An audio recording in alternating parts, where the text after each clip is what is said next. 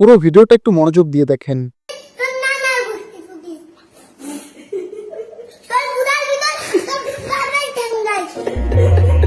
কি আপনিও মজা নিলেন? আচ্ছা, এটা কি মজা নেওয়ার মতন কোনো জিনিস? এই যে ছেলেটা যখন গালাগালিগুলো করতেছিল, পাশ থেকে খেয়াল করছেন কিনা ছেলেটার মা হোক বা এই যে পাশের যে মহিলাটা, সে হাসতেছিল।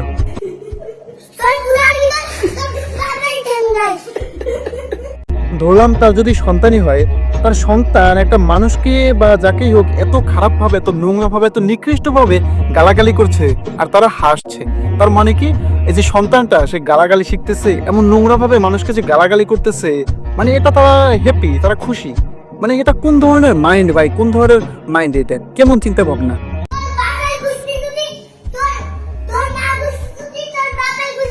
এমন ধরনের অনেক কিছু আজকাল আমরা সব জায়গায় দেখে থাকি।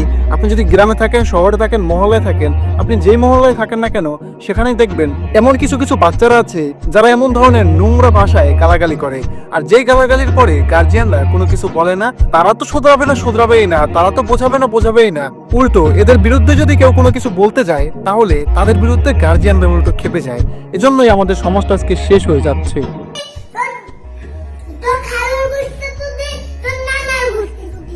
এই যে বাচ্চাটা এই যে গালাগালিগুলো করতেছে, এত নিকৃষ্ট ভাষা যে গালাগালিগুলো করতেছে, এগুলো কি গার্জিয়ানদের একটু দায়িত্ব নাই এগুলো বোঝানোর মতন? নেই।